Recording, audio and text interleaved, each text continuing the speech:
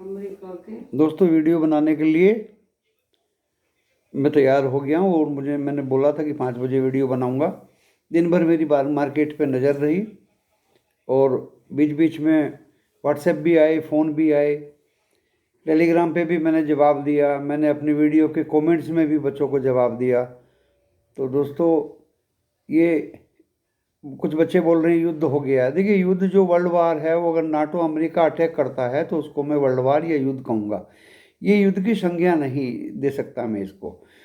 अभी भी Putin statement दे रहे हैं और उनकी सेना को सरेंडर करने के लिए बोल रहे हैं कि इनके द्वारा नाटो और दूसरे देशों और यूएस के द्वारा दिए गए हथियारों को डाल दें और अपने घर वापस चले आएं, क्योंकि कुछ नाजी लोग हैं, नाजियों की बात को नहीं मानना है। तो आई थिंक इतिहास में तो मैं नहीं जाता नाजी कौन थे और जार कौन थे, लेकिन पुतिन के पिता और उसके दादा हमेशा रूसियों का हित चाहते रहे। और अब पुतिन यूक्रेन के कुछ लोगों को जो यूरोपियन और यूएस के बहकावे माया समझते हैं उनको समझाने की कोशिश कर रहे हैं। और देखिए, सबसे बड़ी बात यह है कि इस वीडियो में मैं सबसे पहले एक डिस्क्लेमर दे देता हूं दोस्तों, क्योंकि मैं फिर भूल जाता हूं कि जो भी स्टॉक मार्केट के बारे में आपकी खरीद फरोख्त होगी तो जो भी नुकसान या फ़ायदा होगा उसमें कोई मेरा लेना देना नहीं है। एक डिस्क्लेमर ये ज़रूरी है गवर्नमेंट ऑफ इंडिया की तरफ से। और अगर आप कोई खरीदना या बेचना चाहते हैं तो वो अपने पर्सनल फाइनेंशियल एडवाइज़र की मदद से ज़रूर करें, ज़रूर ले लें उनकी मदद। तो मैं ये बोल रहा था कि ये ज़्यादा पुराने इतिहास को तो मैं यहाँ बताना नहीं चाहता, लेकिन रूस एक बहुत ताकतवर देश है और पिछले 8-10 साल से अपनी ताकत को बढ़ा रहा है। और दोस्तों, हमारे दोनों ही देश दोस्त हैं। मैं जब एनसीसी में था, एनसीसी क्या करता था, जब 3 साल की मैंने एनसीसी का सर्टिफिकेट लिया तो दोस्तों T-72 टैंक वो रशिया का सप्लायर्स था। लेकिन आज कोई आर्मी के आदमी बता रहे थे कि वो हमने यूक्रेन से ख़रीदा था। अभी भी वो यूक्रेन से ही खरीदते हैं। और T-72 ज़बरदस्त टैंक है, हम बच्चे लोगों को उसकी प्रैक्टिस कराते थे।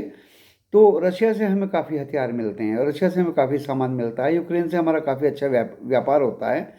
20,000 बच्चे वहाँ मेडिकल की पढ़ाई कर रहे हैं, डॉक्टरी की पढ़ाई कर रहे हैं। तो दोस्तों, इस तरह से मैं ये कहना चाह रहा हूँ कि हमारा एक शांतिपूर्वक समझौता का प्रस्ताव उन दोनों देशों के बीच है। हमारे प्रधानमंत्री मोदी जी भी अभी बैठक कर रहे हैं। जो यूपी से कोई सज्जन मेरे टेलीग्राम चैनल पे मस्ती कर रहे थे कि मोदी जी अयोध्या में पूजा कर रहे हैं, तो मैं मजाक समझ रहा था, लेकिन वास्तव में ही वो तो यूपी से अभी दिल्ली पहुंच रहे हैं और 5:30 बजे उनकी अपने रक्षा मंत्री और अपने अजीत डोभाल जी NSA के साथ में और दूसरे लोगों के साथ में मीटिंग है, जो यूक्रेन के आग्रह पे वो मीटिंग हो रही है। यूक्रेन के एम्बेसडर ने मोदी जी से कहा कि आप पुतिन को रोकें, आपकी पुतिन से काफ़ी अच्छी दोस्ती है। तो हमारी तो पुतिन से भी दोस्ती है, यूक्रेन से भी दोस्ती है। दोस्तों, शांतिपूर्वक कोई हल निकल आए तो सबसे अच्छी बात है। और उसमें हम हिंदुस्तानी यही कर सकते हैं कि अहिंसावादी रहें, और पहले से ही हम अहिंसावादी थे। और शांतिपूर्वक दोनों के बीच में कोई हल निकल आए तो हम उसको प्राथमिकता देंगे। हमारे मोदी जी एक मीटिंग कर रहे हैं और जो भी कंक्लूजन निकलेगा, कुछ बच्चे लोग वहाँ फंसे हुए हैं, तो दोस्तों वहाँ भी एक हमारे राजदूत ने एडवाइजरी जारी की कि जो जहाँ है वो वहीं रहे और जैसे ही सामान्य होगा उनको एयरलिफ्ट करा के अपने हिंदुस्तान में भेज दिया जाएगा। तो दोस्तों, अभी का हालात युद्ध का ये है कि यूक्रेन ने दावा किया हमने 2 रूसी पकड़ लिए हैं, हमने उनके साथ जहाज़ गिरा दिए हैं, हमने उनके पानी के जहाज़ पे जो नाविक लेके जा रहे थे उन पे हथियार फेंके हैं। उधर रशिया ने तो सीधा कुछ ज़्यादा बोला नहीं, क्योंकि जो हमला करता है, जो ज़बरदस्त ताकतवर आदमी होता है वो कम बोलता है, जो कमज़ोर होता है वो ज़्यादा बोलता है। हमने ये कर दिया, हमने वो कर दिया, हम ये कर देंगे, हम वो कर देंगे, हम ज़मीन नहीं छोड़ेंगे, हम पीछे नहीं हटेंगे। लेकिन रशिया ने कुछ नहीं बोला।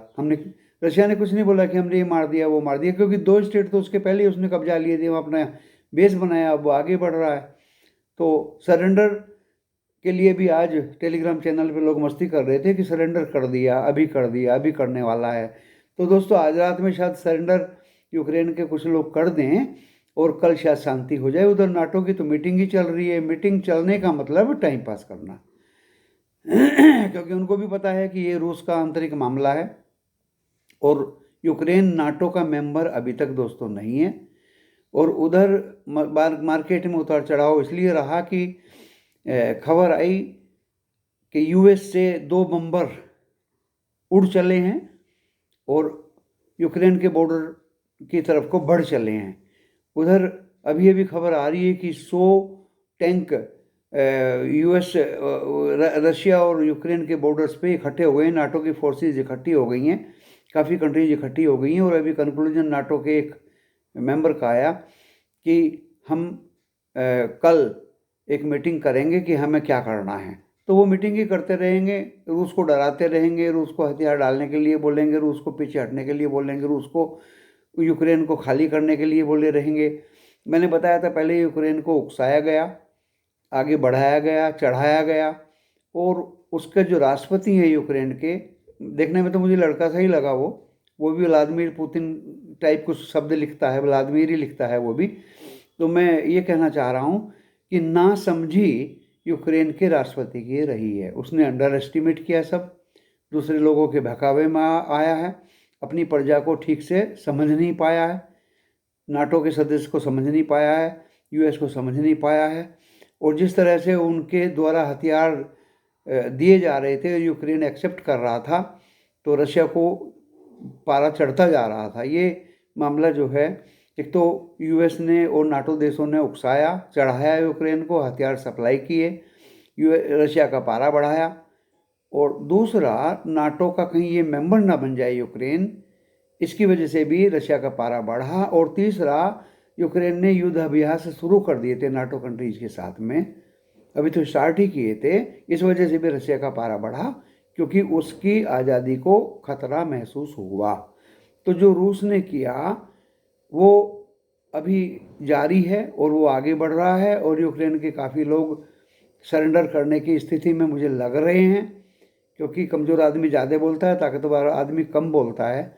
और नाटो और US, I think they will not be invading this Russia, and पीछे हटने का रूस का कोई सवाल ही पैदा नहीं होता। हमारे प्रधानमंत्री मोदी जी शायद पुतिन और उसको बात करेंगे, पुतिन को ही बात करेंगे, यूक्रेन राष्ट्रपति को तो क्या बात करेंगे, और अभी स्थिति का जायज़ा लेंगे। तो दोस्तों अब स्थिति रही है बाज़ार की स्थिति मेरे पॉइंट ऑफ व्यू से ये है कि जो बाज़ार आज बहुत मज़ा आ रहा था, मैं तो वेट एंड वॉच कर रहा था, देख रहा था और समझ रहा था, और एक यूट्यूबर को सुन रहा था, और यूट्यूबर लाइव टेलीकास्ट में बैठा हुआ था पलोथी मार के कि खरीद लो, 10 बज रहे हैं, 11 बज रहे हैं, खरीद लो। अरे 600 पॉइंट गिर गया है, 500 रह गया, खरीदो। 400 रह गया, अरे और खरीदो, 3.5 तक बहुत ज़्यादा रिकवर हो जाएगा, बेच देना। दोस्तों वो रिकवर तो क्या हुआ, और 850 पॉइंट गिर गया। अब मैंने उसके नीचे कमेंट्स पढ़े, सीधे सीधे बच्चे लोग और दर्शक लोग और उसके जो क्लाइंट्स होंगे, आई थिंक सो, उस यूट्यूबर के, ये लिखते चले गए कि सर मरवा दिया, आज तो हमें मरवा दिया। देखिए, कभी भी कोई यूट्यूबर ये नहीं बोलता कि आप कुछ फंडामेंटल स्क्रिप्ट टुकड़ों में खरीदिए, थोड़ी थोड़ी खरीदिए, कमती पैसे की खरीदिए। तो मैंने आपको बताया था, आज कुछ लोग, आप लोग भी शायद मेरे खिलाफ जो है वो आज़ादी का झंडा बुलंद कर दिया है कि sir Khaitan chemical and fertilisers में क्या होगा। दोस्तों अगर आपको नुकसान हो रहा तो सारे खैतान केमिकल्स एंड फर्टिलाइजर्स मैं खरीद लूँगा, नुकसान नहीं होगा। ये दूसरा TTML नहीं होगा। फंडामेंटल्स बता दिया, एनालिसिस बता दिया, इसका एक एस्केलेशन बता दिया, इसका एक्सट्रापोलेशन करके बता दिया, क्या ज़बरदस्त इसके Q4 में प्रॉफिट आएंगे, क्या क्या क्या ज़बरदस्त इसके Q4 में रेवेन्यू आएंगे। दोस्तों कोई शेयर गिरवी नहीं है, कुछ नहीं है, बिल्कुल साफ़ सुथरी गवर्नेंस है। तो इस खैतान केमिकल एंड फर्टिलाइजर्स की कंपनी को आप जो थोड़े थोड़े टुकड़ों में शेयर्स इकट्ठे कर रहे हो, या steel authority of India limited के शेयर इकट्ठे कर रहे हो, या टाटा स्टील के शेयर इकट्ठे कर रहे हो, या रिलायंस के शेयर इकट्ठे कर रहे हो, या आप इवन हालांकि टेक्नोलॉजी के शेयर मुझे ज़्यादा महंगे लग रहे हैं, पर HCL या विप्रो या इन्फोसिस आप इकट्ठे कर रहे हो। TCS भी अब मैंने अपनी सेना में मिला लिया है, क्योंकि काफ़ी नीचे आ गया है। इसको भी अगर आप लेके रख लेते हैं। हाँ, मेरी एक विनती, आप गुजारिश ये है मेरे ख़ास तौर से दर्शकों से, कि आप इस मामले में जो भी शेयर खरीदें वो फ्रंट लाइनर हों, फंडामेंटली स्ट्रॉन्ग हों और अच्छे शेयर्स हों, मजबूत शेयर हों, जो सबसे पहले अगर मार्केट सुधरता है तो वो ही भागेंगे। आप अच्छी तरह से इस चीज़ को सुन लीजिए। और ये मैं बताता हूँ आपको, मैंने कुछ स्टॉक्स आपको बताए थे। आज मैंने एक विनाइल केमिकल बताया था, 1 करोड़ की इक्विटी है। पिडीलाइट कंपनी की सिस्टम कंसर्न कंपनी है, बहुत अच्छे प्रॉफिट्स हैं और बहुत अच्छे रेवेन्यू जनरेट कर रही कंपनी। ओनली 1 करोड़ की इक्विटी है, ना कोई शेयर गिरवी है ना कुछ है। विनाइल केमिकल, अच्छी तरह से नाम सुन लीजिए। बच्चे बोल रहे थे कि सर आप नाम जो है साफ लिया करें। विनाइल केमिकल, मैं इसका नाम बता रहा हूँ। इस तरह के शेयर हैं। BSE लिमिटेड 1 पे 2 बोनस दे रही है दोस्तों। दीपक नाइट्राइट का मैंने झंडा गाड़ ही दिया है, ज़बरदस्त बम्पर प्रॉफिट्स इसके आएंगे। CDSL की बंधी इनकम है, वो कोई मरने वाला नहीं है। हिंदुजा जो देना था हिंदुजा को वो दे चुका है। पावर फाइनेंस कॉरपोरेशन को जो देना था वो दे चुका है। उसके बाद में बच्चे बोल रहे हैं कि सर बहुत गिर गया। अरे भाई, आपको डिविडेंड मिला है, आपको सब कुछ जो है पैसा आपका कुछ तो हाथ में आ ही गया है, कुछ आपके एज ए डिविडेंड। लोगों के परिवार चलते हैं डिविडेंड से तो हैं।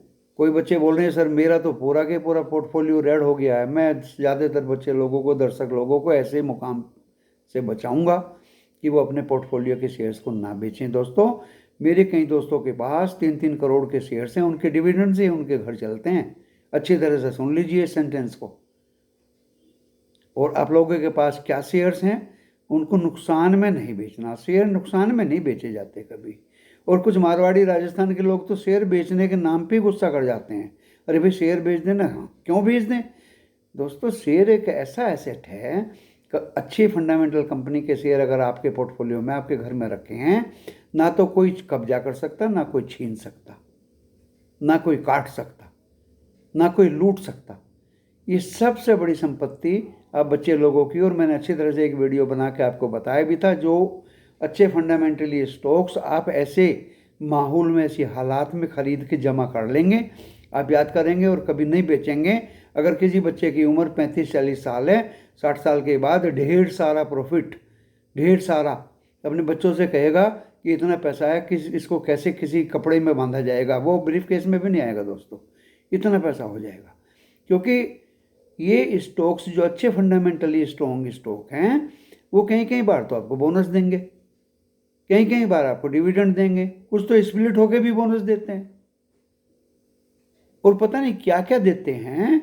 आप कहीं कहीं कहीं कहीं गुना इन शेयर्स को पाएंगे। अब आप ये मत कहिए कि वो कौन कौन से शेयर हैं। जितने भी फ्रंट लाइनर हैं उनको आप खरीद सकते हैं। इन्फोसिस बहुत अच्छा शेयर है, देखिए जरा खोल के पिछले 10 साल में कितनी बार बोनस दिया है। विप्रो को देखिए जरा कितनी बार इसने बोनस दिया है। दोस्तों, HPCL को देखिए जरा कितनी बार बोनस दिया है। BPCL को तो देखिए जरा कितनी बार बोनस दिया है। IOC को देखिए कितनी बार बोनस दिया है। Gas authority of India limited को जो जरा देखिए कितनी बार बोनस दिया है। इतने अच्छे अच्छे स्टॉक्स मेरे मुंह से निकल रहे हैं, कोई यूट्यूबर अपनी जबान तक नहीं खोलता। सब प्रोफेशनल हो रखे हैं, बिना पैसे के कोई कुछ नहीं बताता। मैं बेहिचक आप लोगों को ये सब राम कहानी बता देता हूँ। और कुछ बच्चे तो बोलते हैं सर जब सब कुछ आप बता देते हैं फिर रखा ही क्या है दुकान में। अरे भाई, दुकान में हो या ना हो, मेरे जहन में और अच्छी अच्छी बातें आएंगी। ONGC ने कितना बोनस दिया जरा देखिए तो आप। ये अच्छे अच्छे फंडामेंटली स्ट्रॉन्ग स्टॉक्स खरीद के अपने पोर्टफोलियो में सजा लीजिए। यही हालात में ऐसे अच्छे स्टॉक्स लोअर रेट्स पे खरीदे जाते हैं। बच्चों की तरह जो मैक्सिमम नंबर लाएगा उसको गिफ्ट मिलेगी। अरे आप जो मिनिमम स्तर पे आप स्टॉक को खरीदेंगे तो आपको गिफ्ट मिलेगी। मिनिमम कम से कम आप देखते रहिए, वॉच करते रहिए और मिनिमम स्तर पे आप अपने स्टॉक को खरीदिए और अच्छा रिवार्ड पाने के आप लायक हो जाएंगे। बहुत अच्छे अच्छे स्टॉक्स हैं दोस्तों। एक TV18 का मैंने बहुत अच्छा एक्स्ट्रापोलेट किया था, अभी भी बहुत बढ़िया शेयर है। देखिए सीधा ही भाग रहा था, वो तो खुदा न खास्ता ये युद्ध पुद्ध हो गए, नहीं तो 100 रुपये तो अब तक क्रॉस कर जाता। एक HPL पावर कुछ करके था, वो भी बहुत अच्छा स्टॉक्स है। छोटे रेट पे भी हैं, अच्छे रेट पे भी हैं, बीच के रेट पे भी हैं। हाँ, वो 7,000 8,000 जो स्ट्रेस हो गई हैं कुछ वैल्यूएशंस कुछ स्टॉक्स की, दोस्तों मैं उनको बताने में हिचकिचाता हूँ, क्योंकि आपका पैसा कहीं फंस ना जाए और फिर वे अपने उस लेवल तक ना आ पाएँ। ऐसे स्टॉक को मैं कभी अपनी ज़बान पर नहीं लाता और ना ही मैं आप लोगों को बताता हूँ। आप लोगों को अगर कोई स्टॉक खरीदना है तो आप मेरे से किसी भी तरह से पता कर सकते हैं, पूछ सकते हैं, एनालिसिस करके मैं उसका आपको खाका बता सकता हूँ कि ये खरीदने लायक है या नहीं है। तो दोस्तों, इस स्टॉक मार्केट में अब ज़्यादातर स्टॉक्स जो हैं वो खरीदने लायक हैं। बस मेहरबानी उन पे करिए कि वो पैनी स्टॉक ना हो, वो वीक स्टॉक ना हो, और उन शेयर्स के शेयर्स प्लेज ना हो दोस्तों। तो इस तरह के स्टॉक्स आप ले सकते हैं। प्रमोटर्स की इक्विटी इंटैक्ट हो, P/B बहुत कम, 1 से कम हो वाले शेयर्स को तो आप ज़रा मुझे भी इन्फॉर्म करना। EPS बहुत अच्छी हो, प्रॉफिट और रिवेन्यू जनरेशन इंक्रीजिंग ऑर्डर्स में हो सन 2022 तक, 9 महीने तक ही दिखा दीजिए, मैं बाकी 3 महीने का एक्स्ट्रापोलेट करके आपको बता दूंगा। तो दोस्तों, आपको ये अच्छा मौका है। और अब मैं भविष्यवाणी कर देता हूँ, शायद कल का ही दिन है जो आपको खरीदने का पूरा मौका देगा, क्योंकि मैं इसीलिए टेलीविज़न के सामने अभी बैठा था। मैंने अपने बच्चों को भी कहा कि मुझे टेलीविज़न की खबरें सुनने दो, ताकि एक मैं वीडियो अच्छा सा बना दूं, अपने पिछले 35-40 साल के एक्सपीरियंस को इसमें यूज कर लूं। तो दोस्तों, कल इन नाटो देशों की जिन्होंने सेनाएं लगाई हैं, जहाज इकट्ठे कर दिए हैं, टैंक लगा दिए हैं बॉर्डर पे, कल इनकी एक मीटिंग होनी है। इसका मतलब कल तक भी मामला बिगड़ेगा। तो कल भी मार्केट डाउन ही रहेगा और 16,000 को आसानी से तोड़ेगा। तो दोस्तों, घात लगा के बैठिए। और मैं सोच रहा हूँ फिर शनिवार इतवार 2 दिन में शायद कुछ ना कुछ सॉल्यूशन निकल आएगा। तो कल Friday is the last day to catch good type of stocks. मैं भी खरीदूंगा कल, तो मैं रुकने वाला हूँ ही नहीं। आज तो मैं सो गया था कि टाइम पास कर दूँ, क्योंकि मुझे लग रहा था जिस तरह से खबरें आ रही हैं और जिस तरह से ये यूट्यूबर्स बच्चे लोगों को फंसाने की कोशिश कर रहे हैं, टेलीविज़न के तोते जो हैं टाएं टाएं कर रहे हैं, खरीदो खरीदो खरीदो। अरे खरीदेंगे तो तब कुछ बिकवाया हो आप लोगों ने। मैंने तो बेचने के लिए भी बोला, 5% प्रॉफिट हो तो बेच दो, 10% प्रॉफिट हो तो बेच दो, अपनी पॉकेट में रखो। IPO का गेन आपको लिस्टिंग मिलता हो तो खरीद लीजिए, उसको बेच दीजिए, गेन को अपनी पॉकेट में रखो। तो दोस्तों, इस तरह के स्टॉक्स को, इस तरह की भविष्यवाणी को शायद ही कोई यूट्यूबर आपको बताता हो। इसलिए आप मेरे इस चैनल को सब्सक्राइब करें और बेल आइकॉन की घंटी को दबाएं, ताकि मैं जैसे ही ये वीडियो अपलोड करूं, आपके एंड्रॉयड मोबाइल फ़ोन के स्क्रीन पे ये वीडियो आ जाए और आपको अच्छी अच्छी इन्फॉर्मेशन जो मेरे दिमाग से निकल रही हैं आप तक ये पहुंच जाए। आप अपने कमेंट्स दें तो भी मैं जवाब देता हूं, कोई यूट्यूब नहीं देता दोस्तों। मैं हर तरह से आपको हेल्प करने के लिए कटिबद्ध हूँ। तो और मैंने हेल्प की भी है और मेरे सब्सक्राइबर्स बढ़े भी हैं।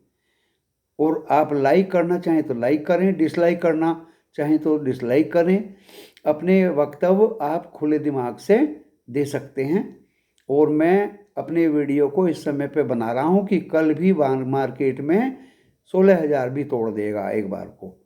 और आप उस कल के दिन को खरीदने के लिए मेरी तरफ से खुली ग्रीन सिग्नल है कि कल का आप दिन खरीदने के लिए, मैं ये नहीं कह रहा हूँ कि आप सुबह खरीदें शाम को बेच दें। अच्छे शेयर आपको अच्छे रेट पे मिलें तो आप खरीदें और अपने पोर्टफोलियो में सजा कर रख दें। दोस्तों, आपको नुकसान होने का चांस बिल्कुल भी नहीं है। और 2-3 बच्चे बोल रहे हैं सर डर लग रहा है, सर ये हो रहा है, सर वो हो रहा है। अगर ज़्यादा आप डरोगे तो मैं अपना पोर्टफोलियो ही भेज दूंगा आपको, लेकिन वो 7 पेज का है, मैं उसका शॉर्ट कैसे लूँ? ये भी एक समस्या सी है। 53 स्टॉक्स हैं दोस्तों, मैंने इंटेक्ट रखे हुए हैं, मैंने सबको बताया हुआ भी है कितने स्टॉक्स मेरे पोर्टफोलियो में हैं। गेल अथॉरिटी ऑफ इंडिया 6,600 शेयर है, बताइए कितना अच्छा डिविडेंड मिलता है। मज़ा आ जाता है जब जब उसका डिविडेंड आता है।